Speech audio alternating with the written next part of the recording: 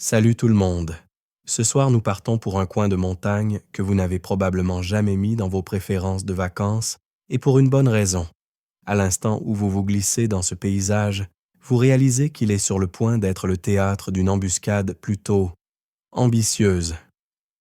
Vous êtes là, debout entre des pins sombres et des rochers fendus, et devant vous s'étire une plaine légèrement brumeuse, où une armée de 70 000 soldats ottomans avance tranquillement, persuadés que personne n'aurait l'idée, ni le courage, ni l'insomnie suffisante pour les attaquer. Vous, par contre, traînez dans les collines avec à peine 10 000 compagnons d'armes. Et si vous faites la moindre bêtise, disons, éternuez un peu trop fort, vous ne survivrez probablement pas à ça. Avant de vous mettre à l'aise, prenez un instant pour aimer la vidéo et vous abonner, mais seulement si vous appréciez vraiment ce que je fais ici. Dites-moi aussi d'où vous écoutez et quelle heure il est chez vous. J'adore imaginer ce récit voyager de fuseau en fuseau. Maintenant, tamisez les lumières, allumez peut-être un ventilateur pour un léger bourdonnement de fond, et commençons ensemble l'aventure de ce soir. Vous êtes donc planté là, dans l'ombre du mont Albulena, avec la sensation que la nuit hésite entre vous envelopper complètement ou révéler votre présence au moindre souffle de vent. C'est un moment étrange. Vous savez que quelque chose va arriver, vous savez que vous êtes prêt, et vous savez aussi que vous êtes, objectivement, en infériorité numérique tellement dramatique que même votre professeur de maths du collège aurait levé les yeux au ciel. Et pourtant, quelque chose dans l'air vous dit que le rapport de force n'est pas aussi simple. Chaque pente, chaque creux, chaque ruisseau dissimulé est exactement où il faut pour transformer votre petite troupe en une ombre gigantesque et imprévisible. Les Ottomans, eux, avancent dans un espace dont ils comprennent la carte, mais pas l'âme.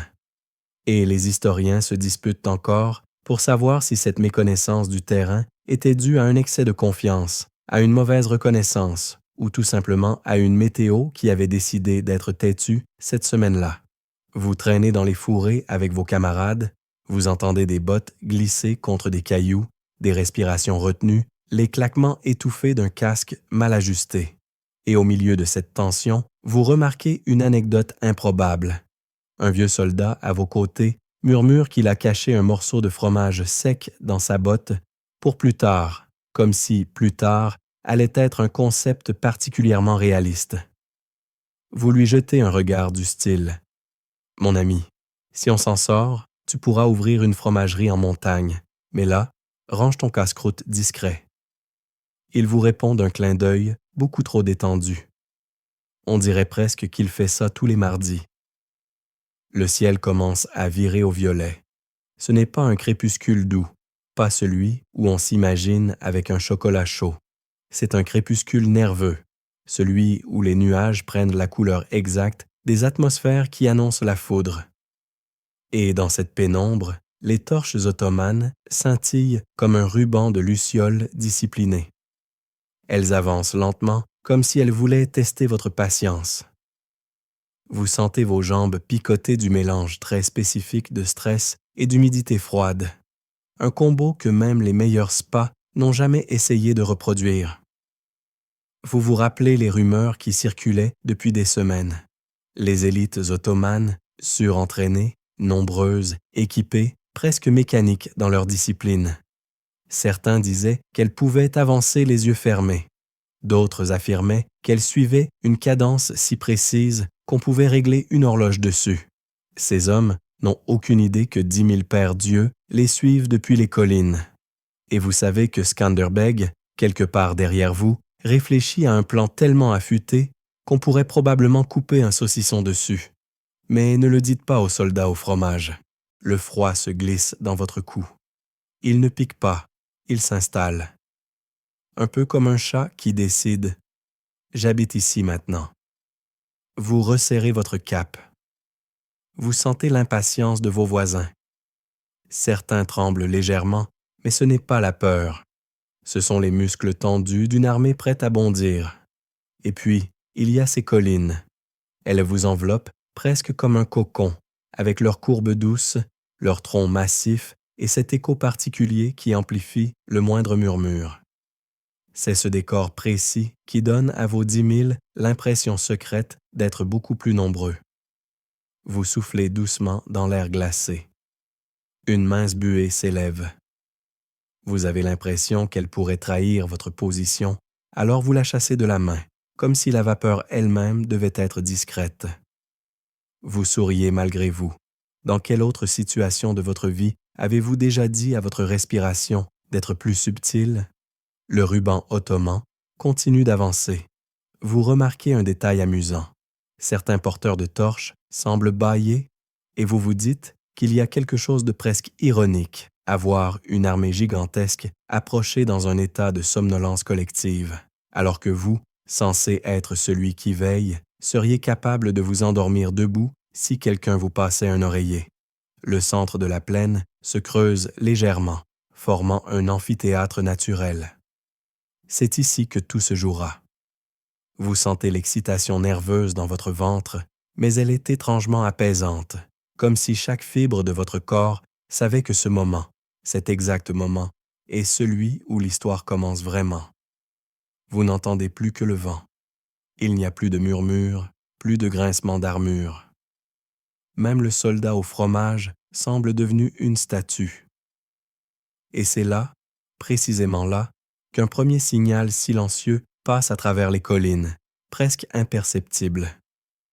Juste un souffle, un mouvement d'air, un changement dans la tension collective, quelque chose arrive. Et vous êtes au cœur de ce quelque chose. Vous avancez maintenant sur ces sentiers escarpés, là où seuls les chèvres, les bergers très motivés et les armées albanaises particulièrement téméraires s'aventurent. Les sentiers secrets de Skanderbeg n'ont rien d'exotique pour vous.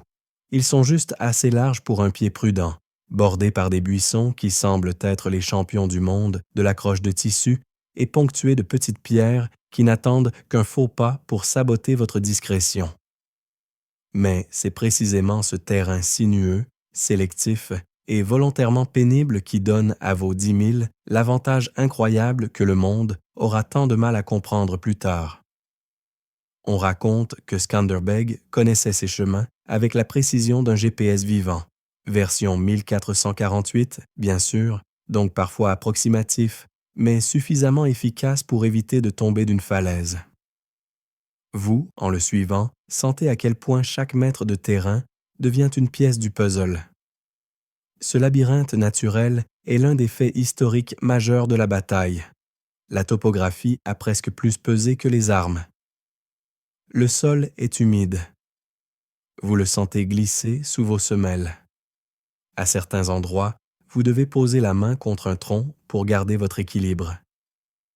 Des odeurs d'aiguilles de pin, de terre froide et, étrangement, de chèvres lointaines vous accompagnent, signe qu'au moins quelqu'un, quelque part, vit une journée plus ordinaire que la vôtre.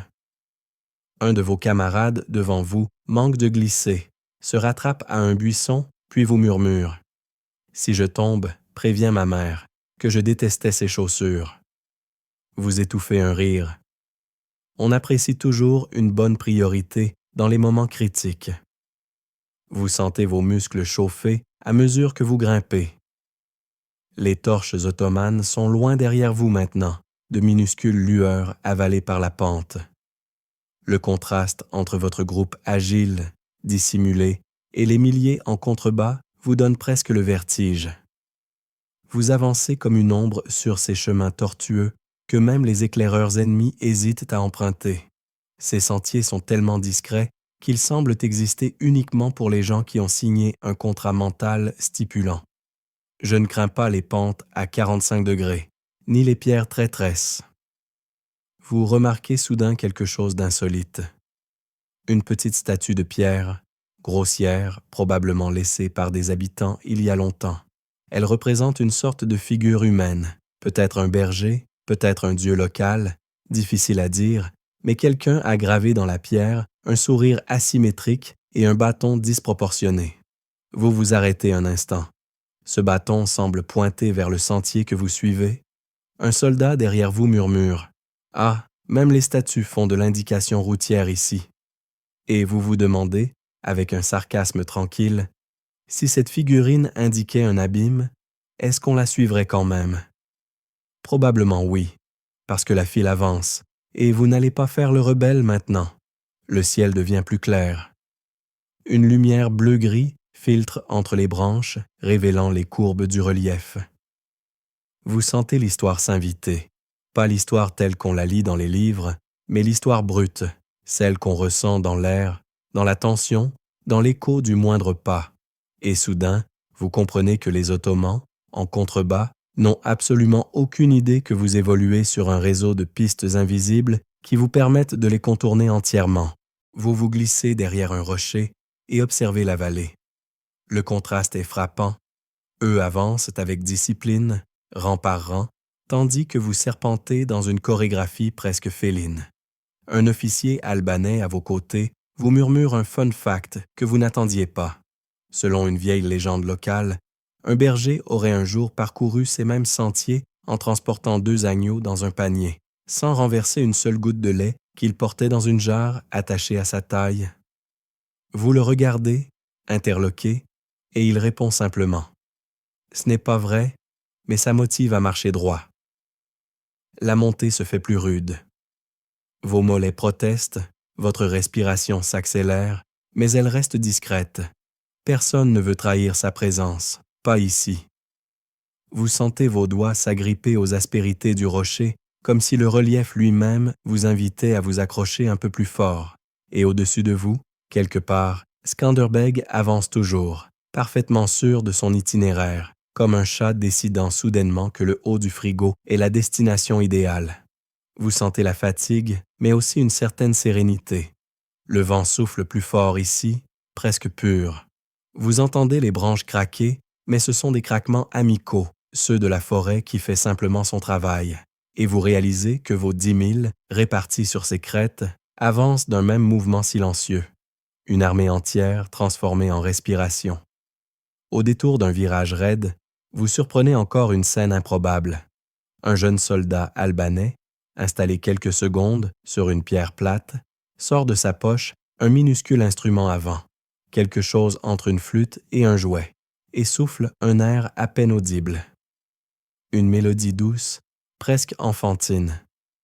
Vous le regardez avec un mélange d'incrédulité et d'envie, et il vous répond « Ça me détend. Et puis, si on doit chuchoter, autant que ce soit en musique. » Vous le laissez jouer 3 secondes de plus avant de lui faire signe de ranger l'objet.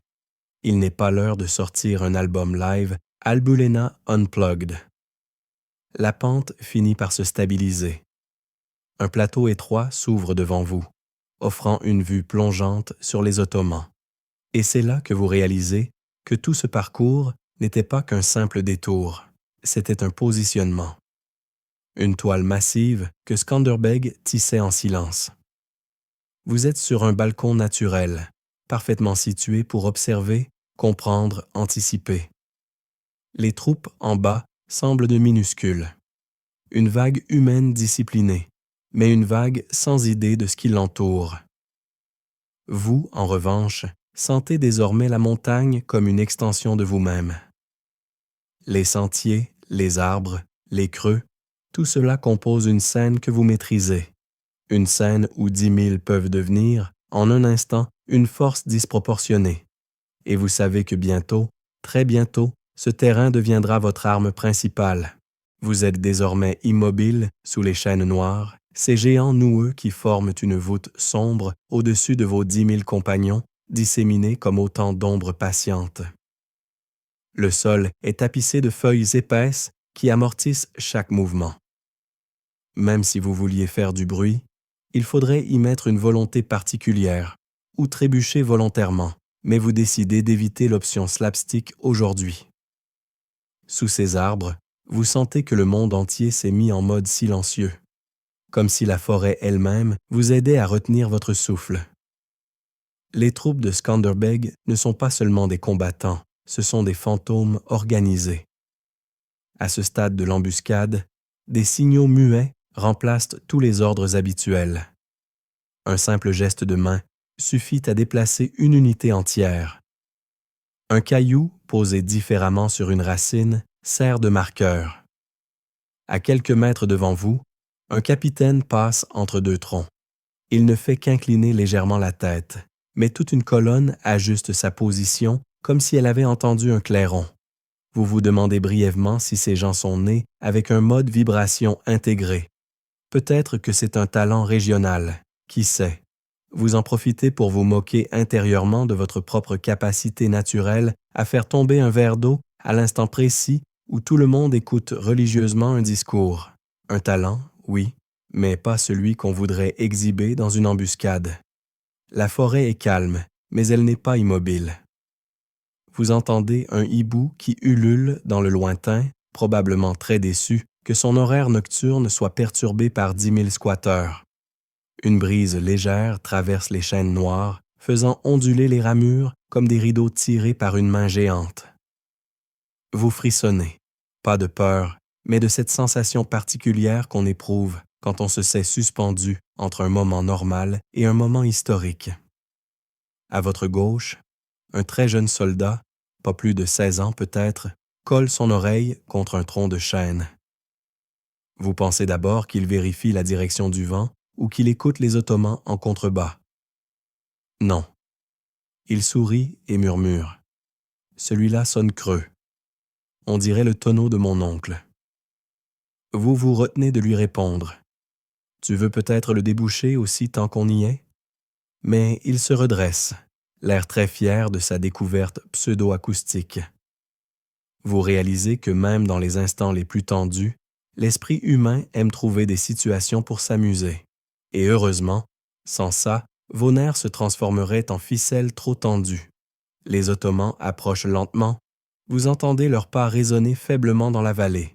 Pas distincts, pas menaçants, juste nombreux. Une sorte de ruissellement humain qui progresse sans se douter que vous êtes littéralement au-dessus de leur tête. Vous imaginez un instant que si vous laissiez tomber une noisette depuis votre arbre, elle atterrirait probablement sur un casque. Mais vous vous abstenez. Vous n'avez pas envie d'être connu dans l'histoire comme la personne ayant déclenché l'embuscade par maladresse. L'air devient plus dense. Les odeurs se mélangent, mousse humide, écorce, sueur contenue, cuir assoupli. Vous vous fondez parfaitement dans le décor. Vous avez presque l'impression que si quelqu'un venait vous chercher, il devrait vous secouer pour faire la différence entre vous et un buisson très concentré. Et soudain, un signal silencieux. Un de ces gestes que vous avez appris à reconnaître. Le genre de mouvement qui, à première vue, pourrait passer pour un étirement de bras, mais qui en réalité signifie « restez prêts ». Ils entrent dans le couloir. Le couloir, c'est cette portion du terrain en contrebas. Un passage étroit bordé d'arbres, parfait pour l'encerclement. Vous voyez les premières unités ottomanes s'y engager. Depuis votre perchoir, ils semblent minuscules, presque décoratifs. Pourtant, vous savez que ce sont des soldats d'élite, entraînés, réputés pour leur endurance et leur discipline. Mais ici, dans ce passage resserré, ils perdent leur plus grand avantage, la capacité de manœuvrer en masse. Vous vous souvenez d'un commentaire d'un vieux vétéran albanais. Une grande armée dans un petit couloir, c'est un troupeau de moutons qui se coince dans une porte. On n'a plus qu'à choisir lequel tondre en premier. Vous aviez ri, mais aujourd'hui, l'image vous revient étrangement nette. Vous ajustez votre position. Vous sentez que la forêt entière retient son souffle avec vous. Les feuilles ne bougent plus. Le vent s'est tu. Même le hibou a décidé qu'il en avait assez fait. Vous vous rendez compte que ce calme absolu est presque plus stressant que le bruit. Vous pourriez jurer entendre les battements de votre propre cœur résonner discrètement dans les branches. Un autre soldat à vos côtés, celui qui avait déjà failli glisser sur les chemins, chuchote à peine « Si je m'effondre maintenant, essaye de me rattraper. J'aimerais mourir dans la dignité. » Vous le regardez sans bouger un muscle.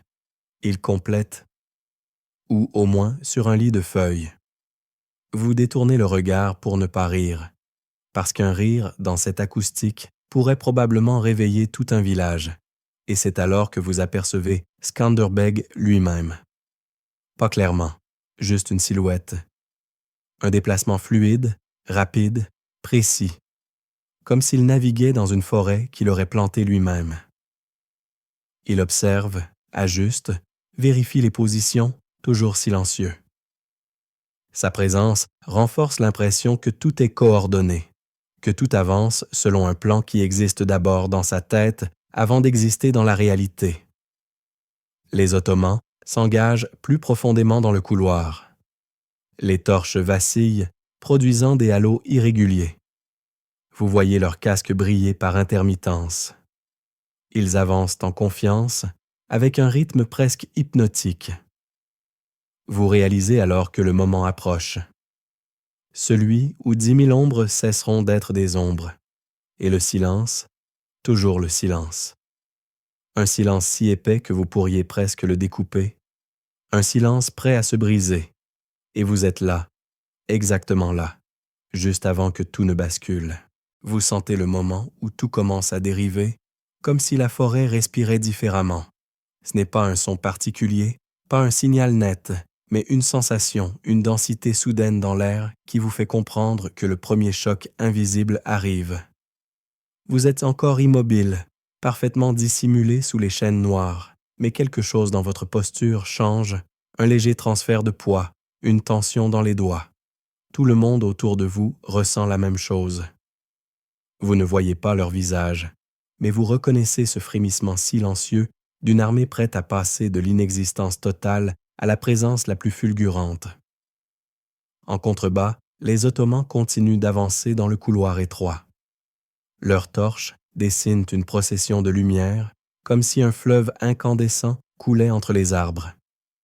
Ils n'ont absolument aucune idée de ce qui les attend. Et pourquoi le sauraient-ils? Quand on fait partie d'une armée de 70 000 hommes, on a tendance à penser que le monde entier a la décence de s'écarter du chemin. Vous les observez, et il vous vient une pensée ironique. Si seulement ils savaient que 10 000 personnes sont prêtes à leur bondir dessus avec la délicatesse d'un chat affamé sur une assiette de poisson. Puis le signal silencieux se propage. Ce n'est pas un cri, pas un mouvement brusque. C'est une onde de présence. Vos muscles se contractent tous à l'unisson. Pendant une seconde, vous vous sentez comme une corde d'arc prête à être libérée. Vous relevez légèrement la tête, juste assez pour voir les premières formes albanaises glisser entre les troncs avec une fluidité presque irréelle. Elles ne courent pas, elles fondent. Elles ne surgissent pas, elles apparaissent. Ce n'est pas une attaque, c'est une matérialisation. 10 000 soldats, parfaitement synchronisés, exploitent la topographie pour frapper l'ennemi au moment exact où sa formation est la plus étirée, la plus vulnérable. Les Ottomans, habitués à la force brute, se retrouvent pris dans une brume d'incertitude. Un de vos camarades laisse échapper un minuscule « Ha !» Pas un cri, juste une exclamation de surprise enthousiaste en voyant la première ligne ottomane s'arrêter net sans comprendre pourquoi. Vous lui adressez un regard du style « Sérieusement? Maintenant? » Il rougit et répond très bas « Désolé, j'ai été pris par l'émotion. » Vous vous faites la promesse silencieuse de vous moquer de lui après la bataille, s'il est encore là. Vous avancez enfin. Pas en courant, mais en glissant d'un arbre à l'autre. Vous sentez la terre légèrement humide sous vos semelles, l'odeur du bois, la texture des feuilles écrasées. Tout est net, précis, comme si vos sens s'étaient réglés sur un mode haute définition spécialement conçu pour les embuscades. Chaque mouvement est contrôlé, réduit au strict nécessaire. Vous ne faites qu'un avec la forêt. Vous devenez le chêne, la pierre, l'ombre. Vous êtes un élément du décor, un élément très légèrement sarcastique, certes, mais du décor quand même. Et puis, c'est le choc. Invisible d'abord, puis de plus en plus tangible. Les Ottomans, surpris, cherchent à se regrouper, mais le couloir est trop étroit. Vous voyez des torches tomber, des silhouettes se retourner trop tard, des officiers tenter de comprendre pourquoi leur avant-garde semble freinée par une force invisible. de votre position en hauteur, tout ressemble à une chorégraphie qui n'a pas du tout été répétée par les danseurs du bas. Vous repérez un détail qui vous fait sourire, malgré vous. Un soldat ottoman, surpris, perd l'équilibre et s'assoit directement dans un buisson. Un buisson très piquant, et sans vouloir être cruel, vous notez mentalement qu'il vient sûrement de vivre le moment le moins héroïque de sa carrière. À côté de vous, votre voisin retient un rire étranglé. Vous lui tapotez l'épaule pour qu'il se ressaisisse, mais vous sentez qu'il va s'en souvenir longtemps. C'est à cet instant précis que vous apercevez Skanderbeg, encore une fois, surgissant d'on ne sait où. Comment cet homme arrive-t-il toujours à apparaître à l'endroit exact où il doit être? On dirait qu'il possède une application secrète qui lui indique, ici, 17h42, impact maximal. Il avance dans la mêlée comme s'il lisait une carte invisible. Ses gestes sont rapides, précis. Pas un mouvement de trop. Son cheval se faufile entre les troncs comme une créature qui aurait grandi ici. Vous sentez la confiance monter en vous, comme si sa simple présence assurait que tout se déroule selon un plan connu de lui seul. La confusion commence à s'emparer des troupes ottomanes. Vous remarquez un officier qui tente désespérément de faire pivoter ses unités, mais le terrain ne lui offre aucun espace. C'est comme essayer de manœuvrer un canapé géant dans un couloir d'appartement étudiant.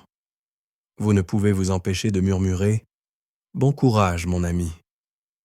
Personne ne vous entend, évidemment, mais cela vous fait du bien.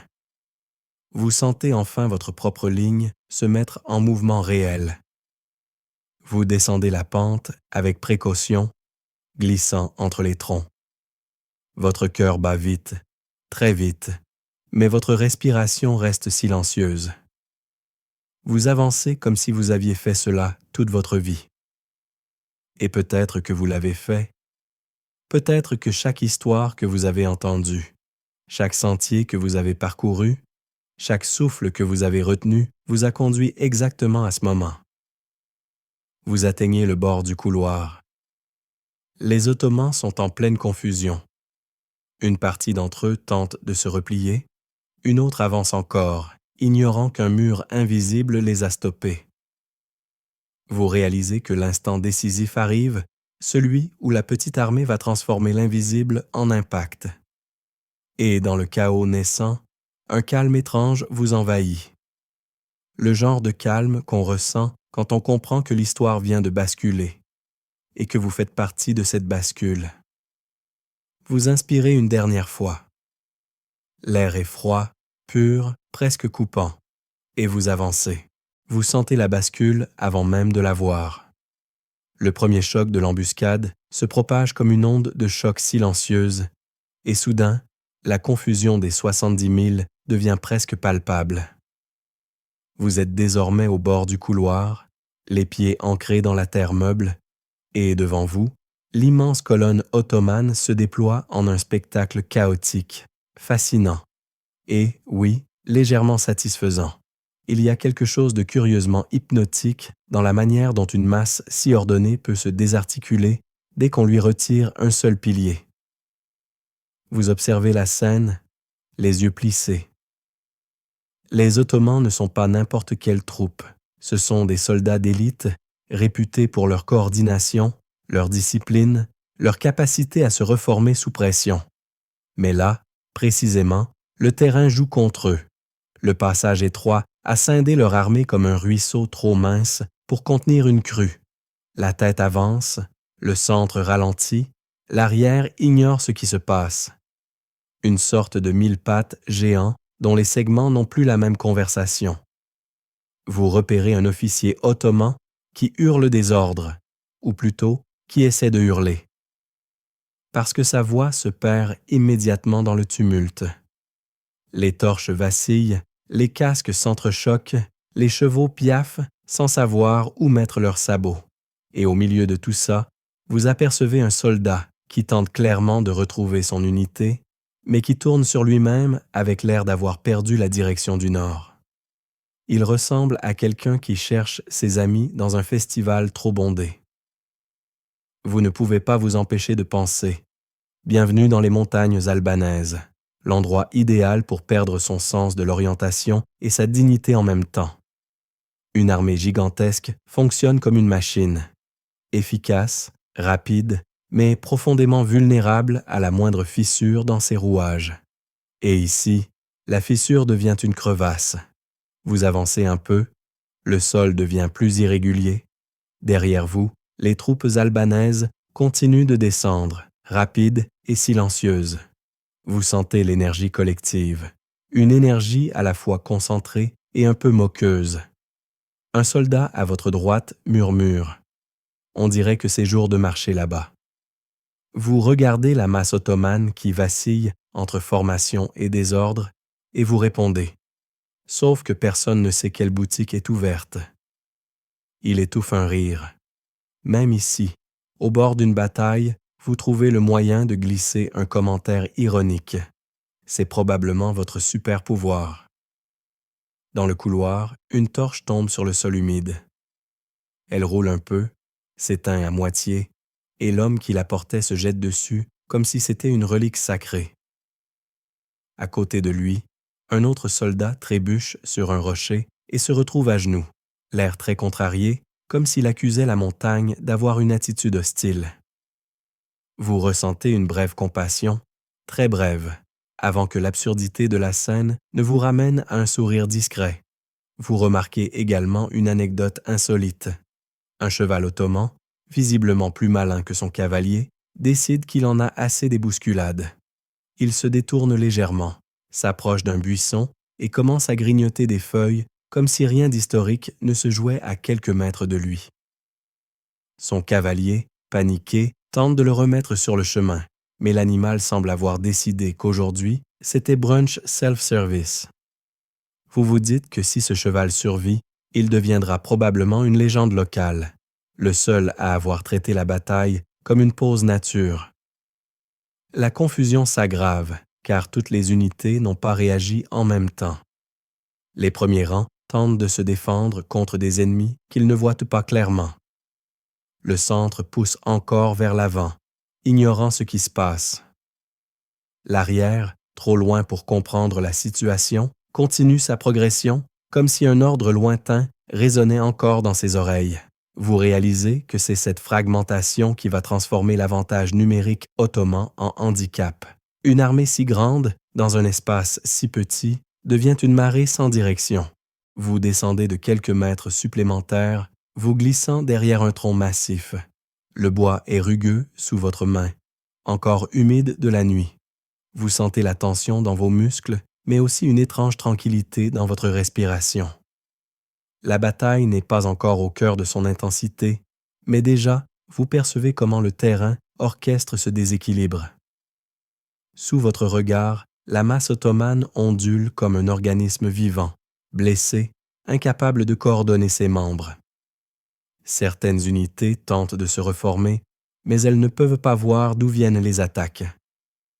Le soleil, encore bas, projette des ombres profondes dans le couloir, rendant les Albanais presque invisibles lorsqu'ils se déplacent entre les arbres. Vous sentez le moment où la stupeur ottomane devient anxiété. Ce n'est pas une fuite. Pas encore. Mais c'est une inquiétude collective, un doute palpable. Vous voyez des têtes se tourner dans des directions contradictoires, des boucliers se lever trop tard, des ordres se perdre dans le vacarme, et là, vous entendez un murmure derrière vous. Ils ne savent plus qui est censé être à leur gauche. Vous souriez.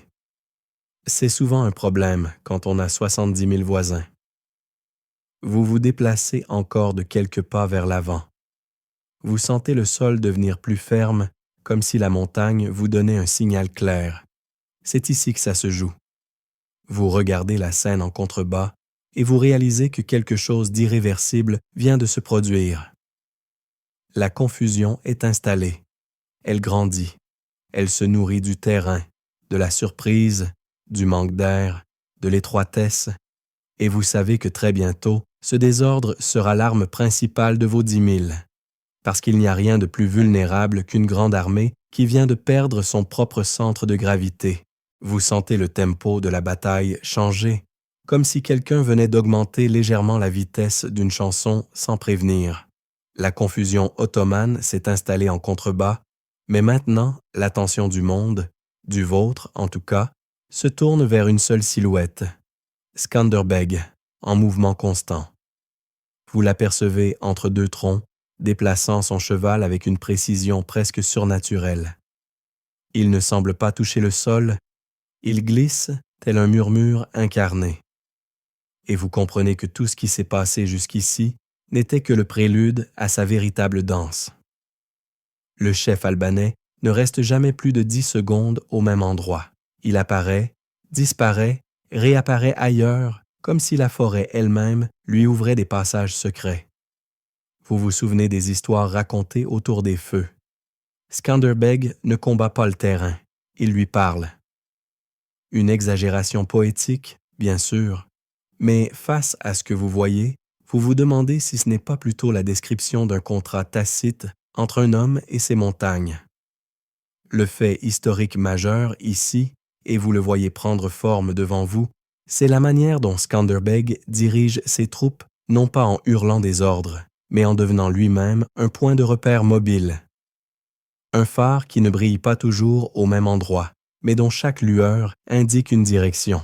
Les soldats le suivent, réagissent à ses signaux minimalistes, ajustent leur position selon ses mouvements.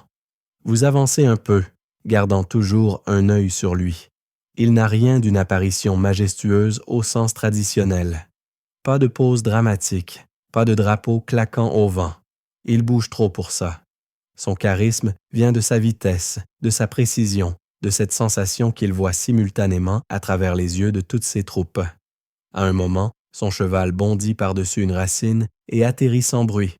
Et vous, un humain normalement constitué, trébuchez immédiatement sur la même racine 2 secondes plus tard. Il vous faut étouffer un juron. PG 13, bien sûr, pour sauver votre honneur. Un soldat derrière vous, témoin discret mais implacable, vous murmure. Lui, il vole. Nous, on escalade des problèmes. Vous tentez de reprendre votre dignité en redressant vos épaules, mais une feuille, collée à votre genou, ruine légèrement l'effet. Skanderbeg continue sa trajectoire en zigzag, surveillant la compression de la colonne ottomane. Vous le voyez pointer brièvement du doigt une pente et immédiatement une unité albanaise, que vous pensiez encore loin dans la forêt, apparaît comme sortie de nulle part pour renforcer le flanc. Vous tournez la tête et murmurez, à moitié impressionné, à moitié sarcastique. Il a des soldats en mode téléportation, c'est ça? Le voisin répond, non, juste des Albanais qui détestent arriver en retard. Le terrain résonne sous vos pas. Le sol devient plus ferme, comme si la montagne vous aidait à garder le rythme. Vous entendez des bruissements derrière vous. D'autres groupes rejoignent le mouvement, formant un demi-cercle parfait en descente. L'odeur de terre humide, de sueur froide et de cuir chauffé au frottement s'intensifie. Ce n'est pas une odeur désagréable, c'est l'odeur du travail d'équipe, de la synchronisation, de la montée en puissance. Et toujours Skanderbeg. Vous le perdez un instant de vue, puis il réapparaît sur une crête, silhouette nette contre un rayon oblique du soleil. Il lève la lame, pas pour frapper, mais pour signaler. Vous sentez l'énergie collective se resserrer. Il ne fait pas un seul mouvement inutile. Chaque geste est un mot. Chaque déplacement est une phrase. Vous descendez encore un peu. Vous entendez les Ottomans, au centre de la colonne, crier des ordres auxquels personne ne répond vraiment. La compression de la masse humaine les étouffe. Le bruit de l'impact initial se transforme en un vacarme incohérent. Des torches tombent, des armes s'entrechoquent, des officiers tentent désespérément de se frayer un chemin dans la marée humaine. Vous repérez un groupe d'élites ottomanes tentant d'étendre leurs lignes pour contre-attaquer. Mais ils découvrent, avec amertume, que l'espace manque. Le terrain est littéralement en train de leur dire « pas aujourd'hui ». C'est à cet instant que vous réalisez à quel point Skanderbeg utilise les reliefs. Il fait déplacer ses troupes en diagonale, créant de petites fenêtres tactiques. Il surgit au centre, puis bascule sur un flanc. Ensuite, revient vers l'arrière pour réorganiser une charge, puis escalade une racine comme si elle était une simple marche d'escalier. Vous sentez la stratégie se matérialiser sous vos yeux. Il ralentit l'adversaire, accélère vos unités, joue avec les angles comme un peintre joue avec les couleurs. Un jeune soldat à votre gauche glisse sur une pierre humide et chute, sans bruit, heureusement, mais avec une expression complètement outrée. Il se relève d'un bond, enlève une touffe de mousse de son casque et murmure « Je suis un guerrier, pas un lutin des forêts. » Vous hochez la tête d'un air grave. Nous sommes tous ce que la montagne décide.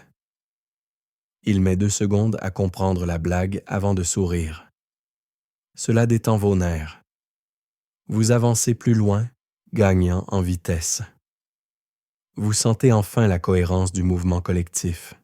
Vous n'êtes plus un observateur. Vous faites partie du courant. Les arbres passent plus vite à vos côtés. Les ombres bougent, mais ce sont vos ombres. Les rumeurs ottomanes deviennent des cris paniqués. Vous voyez des unités entières se désagréger sous la pression du relief et de l'invisibilité ennemie. Et Skanderbeg danse toujours. Un éclair de métal, une courbe de cheval, une direction indiquée du plat de la main, un recul soudain pour créer un espace de respiration, une avancée foudroyante pour briser une tentative de regroupement. Rien de brutal, tout est précision. Vous réalisez alors quelque chose d'essentiel. Ce n'est pas seulement le génie tactique ou la connaissance du terrain. C'est le mouvement constant, le refus de rester un instant statique. C'est cette mobilité absolue qui fait de Skanderbeg non pas un homme au cœur de la bataille, mais la bataille elle-même. Et à cet instant précis, vous comprenez que les Ottomans ont déjà perdu quelque chose d'irremplaçable, leur capacité à suivre le tempo. Vous, en revanche, vous êtes déjà totalement accordé. Vous sentez que le souffle même de la bataille a changé de texture. Là où il y avait chaos, confusion, hésitation, il y a maintenant quelque chose de plus fragile. Une cassure. Une ligne invisible dans l'air que vous reconnaissez instinctivement. La grande armée ottomane n'est plus un fleuve compact. Elle ressemble à un lac gelé dont la surface commence à craqueler. Il suffit d'une nouvelle pression, d'un pas de plus, pour que cette armée, pourtant si nombreuse, se retrouve incapable de rester unie. Vous avancez sur une pente légèrement plus douce, les pieds glissant sur l'humus épais, et vous observez ce moment précis où la cohésion ottomane cède. Le passage étroit agissait comme une gorge écrasante, mais maintenant que les flancs albanais se resserrent encore, vous voyez distinctement les premières ruptures, des groupes isolés, des officiers perdant leur liaison, des soldats qui regardent ailleurs au lieu de regarder devant eux. Leur masse n'est plus un atout. C'est une inertie malheureuse. Vous ressentez presque de la compassion. Être nombreux, ici, c'est être prisonnier de sa propre ampleur. Vous descendez la pente avec d'autres soldats. Vous entendez un murmure surpris. Il recule vraiment. Vous souriez doucement, parce qu'en effet, ces élites ottomanes, réputées pour leur discipline, commencent à se retirer de manière irrégulière. Pas une fuite totale, pas encore, mais une contraction, un recul, un mouvement défensif qui en dit long. On dirait un immense tapis qui se replie, section après section. Et c'est là que vous repérez une scène particulièrement frappante et légèrement burlesque. Un officier ottoman tente de rallier ses hommes en brandissant sa bannière. Mais son cheval, manifestement plus émotif que lui, a décidé que l'odeur des Albanais, ou peut-être celle d'un champignon local, était absolument inacceptable. L'animal recule de 2 pas, fait demi-tour, puis trotte dans la direction opposée sans demander l'avis de personne. L'officier, emporté avec toute la dignité du monde, mais aucune autorité sur son propre destrier, disparaît entre 2 groupes de soldats médusés. Vous n'avez pas besoin de dire quoi que ce soit, le soldat derrière vous souffle indiscret. C'était sa meilleure décision de la journée. Vous étouffez un rire. Les torches ottomanes projettent des halos instables.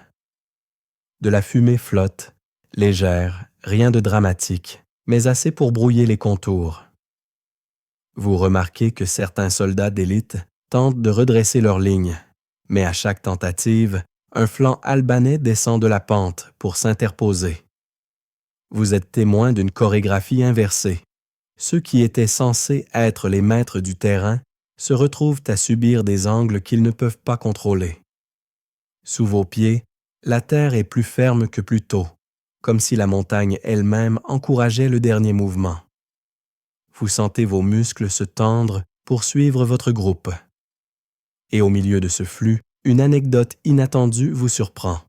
Un soldat albanais, en prenant appui sur un tronc pour descendre, trouve un minuscule sac noué avec une cordelette. Il l'ouvre rapidement, espérant peut-être une amulette ou un symbole spirituel, mais c'est juste une poignée de noix. Il hausse les épaules, en croque une, puis vous en tend une. Vous la prenez par pure courtoisie, et il murmure « On dit que ça porte chance ». Vous hochez la tête très sérieusement. On va dire que oui. Vous croquez la noix, espérant que l'univers entende l'effort. En contrebas, vous apercevez une vaste zone où la colonne ottomane tente de se reformer. Mais à chaque regroupement, une vague albanaise fond sur eux pour les contraindre à se disperser à nouveau. C'est l'effet domino, mais inversé. Plus ils essaient de se rassembler, plus ils s'éparpillent. Le terrain en pente, les arbres, l'étroitesse, le manque de visibilité, tout empêche la moindre cohésion. Un étendard ottoman, haut, massif, tenu par 3 hommes, vacille dangereusement. L'un des porteurs trébuche sur une racine, tire les 2 autres avec lui, et la bannière s'incline juste assez pour créer un malentendu monumental dans les rangs arrière. Certains pensent qu'il s'agit d'un signal de retraite, d'autres qu'il s'agit d'un regroupement, d'autres encore qu'ils doivent avancer plus vite. La confusion se renforce, puis se propage en vagues irrégulières. Vous avancez encore de quelques mètres. La pente devient plus douce. Le soleil perce légèrement les branches et éclaire une zone où des troupes ottomanes sont clairement en train de se retirer en ordre dispersé. Vous sentez une étrange douceur dans ce moment. Comme si, malgré la tension, la forêt reprenait un peu de son calme originel.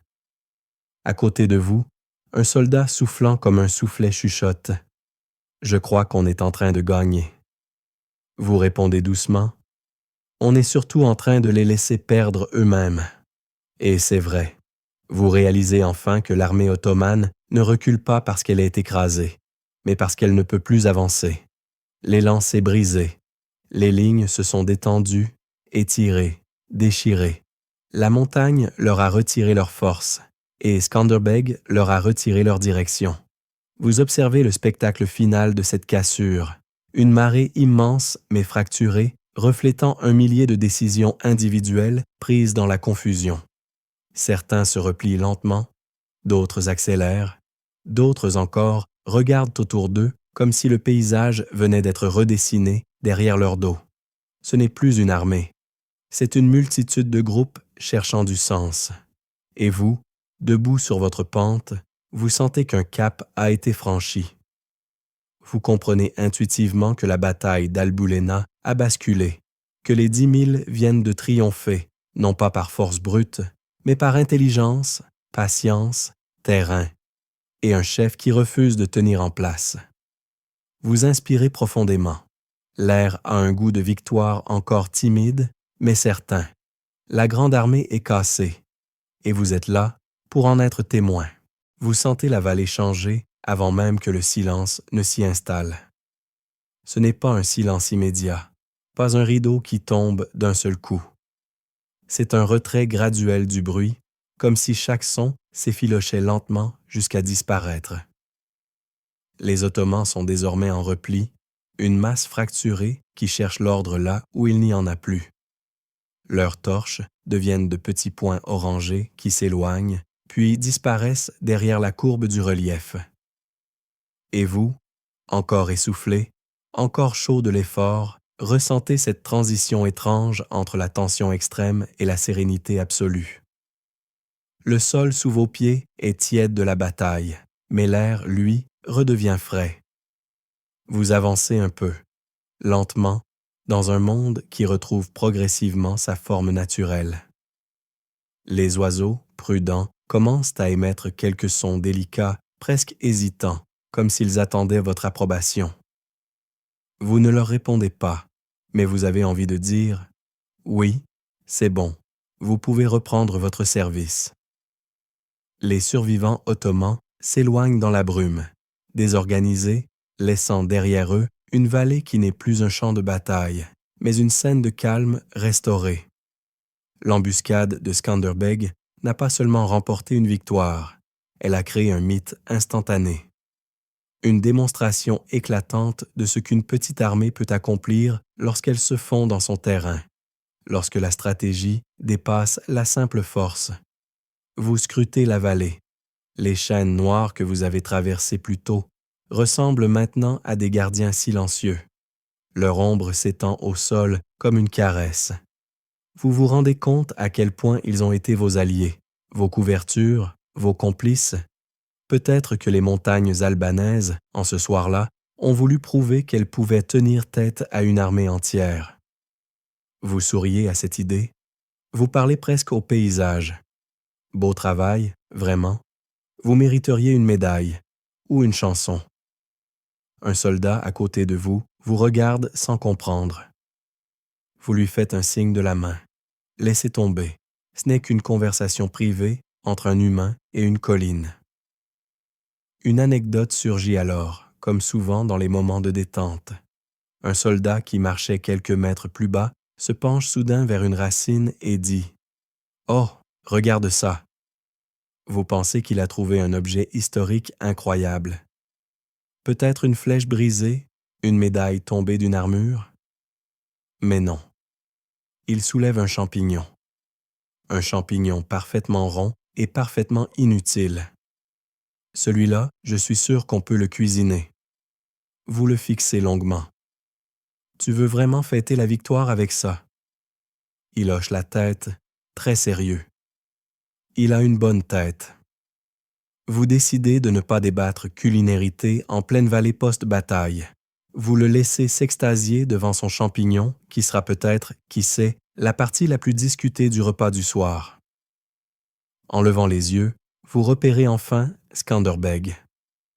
Non pas surgissant entre les arbres cette fois, mais immobile, droit, observant le repli ottoman avec une posture calme. Vous remarquez quelque chose que vous n'aviez pas perçu dans le mouvement. Sa silhouette n'est pas celle d'un conquérant haletant, mais celle d'un homme profondément ancré, serein, presque méditatif, comme s'il savait depuis le début que tout se déroulerait ainsi. Vous sentez un respect profond vous gagner, un respect qui n'a rien à voir avec l'héroïsme flamboyant. C'est un respect tranquille, doux, celui qu'on offre à quelqu'un qui comprend le monde à sa manière. Un soldat s'approche de vous. Tu crois qu'il va nous faire un discours? Vous secouez la tête. Non. Lui? Un discours? Il a déjà tout dit. En mouvement. Et le soldat acquiesce, comme si cette évidence venait de lui apparaître au même moment que vous. Vous vous laissez descendre sur un tronc couché. Vos jambes tremblent encore légèrement, mais ce n'est plus de peur. C'est la fatigue douce, celle qui arrive après un effort parfaitement accompli. Les bruits de la forêt reviennent lentement, comme une symphonie en réintroduction. Vous entendez des murmures, des Albanais qui comptent les groupes, vérifient les blessés, rient un peu, reprennent leur souffle. La victoire n'est pas bruyante. Elle est légère, suspendue, presque intime.